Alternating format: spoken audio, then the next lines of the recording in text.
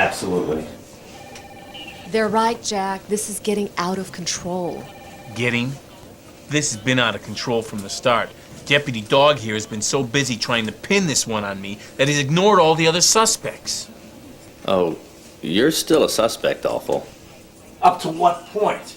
When they bury me? Jack. No, wait a minute. You got any other unsolved murders you want to clear up? Huh? The juice out of town? Hey, let's call Jack Awful. We'll make the suspect fit the crime. You may not have noticed, but I'm in the fucking crosshairs.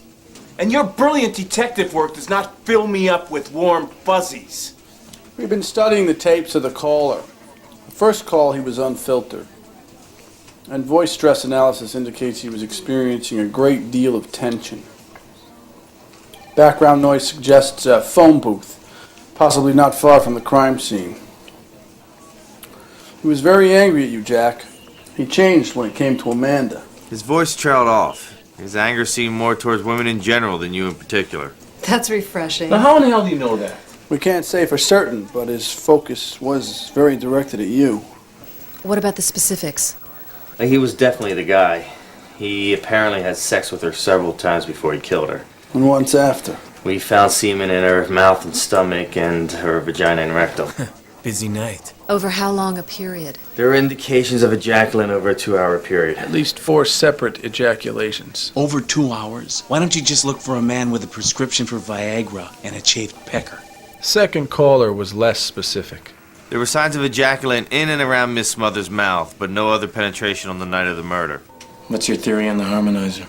Our question exactly. Why use your voice on one call and then disguise it on the next? Again, there was a high level of stress, but the voice was different. It had different cadences and different inflections. We ran it through a series of filters and modulation equipment, and we came up with a female voice. Did you account for pitch variances? Of course. Regardless, the second voice was higher than the first. Background noise? Almost non-existent. The call was made from inside a quiet place. Like a sound studio? Good observation. Today's call was different still. That's right. It was lower. And Ed used a radio term. GM. And it came from in here. All 3 killings were different. The first, a shotgun blast to the face, a spurned lover's killing. Destroy the primary attraction. Kill the beauty that you can no longer have. Second, she was hit by something hard and knocked down the stairs. That was a crime of spontaneity. It may not even have been a murder in intent. An unplanned burst of anger culminating in accidental death. Which was then concealed by the phone call. And Maxwell? Definite murder. He was receiving oral sex when it occurred. Shot 3 times at close range with a 9mm pistol. And the shots were masked by the soundproofing. And constant musical accompaniment. So we're looking at 3 Eds. So, what about Terry? Terry? Skinny broad. Too early to tell, but it appears the only blood evident was Maxwell's. So she was angling for a raise when somebody ventilated Maxwell. What a mouthful. You're a disgusting man. Yeah, and well paid for it. So, do you think she shot him?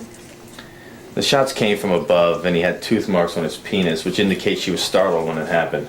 It's not definitive, but preliminary observations indicate that she should be considered a victim until evidence to the contrary emerges. So now what? Well, we're questioning everybody in the building who had access to Jack's office, and we feel as though you should be placed in protective custody. You want to lock us up while this asshole roams free? Well, at this stage in the game, we feel that Jack is the primary target. I can maintain surveillance on you, and... Oh, wait a minute. You're gonna lock me up and take Amanda home? I like that. Yeah, that's very nice. I got a better idea. Why don't you catch the fucker or the fuckers and then stay the fuck away from me? Mr. Awful, you're in a great deal of danger. And my ratings have never been higher.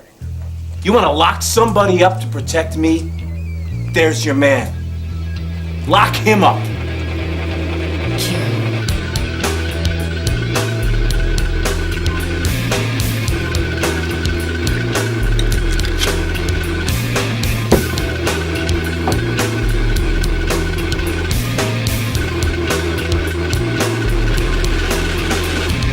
Little boy says his prayers, dreams turn into nightmares. Now Yeah. Jack? You armed? You alone? Knock it off, Jack. It's me. Jack? It's open. Hey, I see you got rid of your boyfriend, Lasagna. Yeah, we broke up. That guy. He's like Jack Webb with nice skin. Dumber than a bag of mud. That guy could not take a hint if Western Union sang it to him naked. Yeah, but he was right about one thing, Jack. This show is getting kind of dangerous, you know? And sidekicks always get killed before the hero. You know, I've been trying to get into this market for 5 years. I'm not much into the little turd, big toilet syndrome, you know? I gotta make waves, you understand? And people are finally paying attention to us. People with an uncontrollable urge to flush. I know, but we are not in Minneapolis, my friend. We are in the big city, and in the big city, a certain level of danger is to be expected. Bodies are dropping around you. I mean, that's expected in Bosnia, right? But I mean, in LA, we're expected to be a little more, you know, civilized. I don't see much evidence of that, my friend. Okay. Maybe not. So the show really must go on, huh? That's right, buddy. The show must go on. You gotta bail, you know. I'm not gonna think less of you. What is that? It Thanks. sounded better in my head. You know what I mean. I gotta stay. You don't have to. We've been friends a long time. Yeah, a long time. That's why I hate to see you going through this, you know?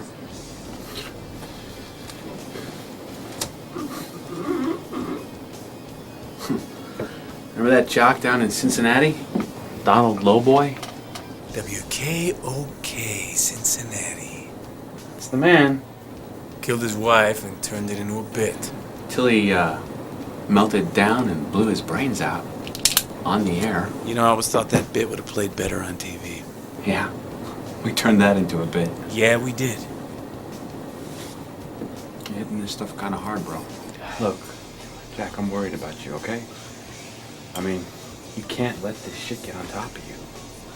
Because then it will definitely kill the show.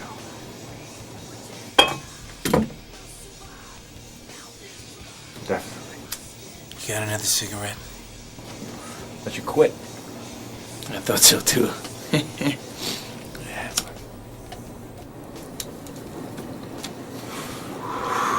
Jill's got a boyfriend. Ed is a man and a woman. A very vindictive man and woman. Come on, Jack. I mean, you can't really think that Jill would go off Don't and kid have a- yourself, man. I'm out of the picture. She gets it all, including insurance. Wait till she finds out the house is leased. You didn't tell her. Oh my god. You sure she has a boyfriend? She's definitely seen somebody. So what are you gonna do? I'll tell you what I'm not gonna do. I'm not gonna go back over there and have her pull a Bryn Hartman on my ass.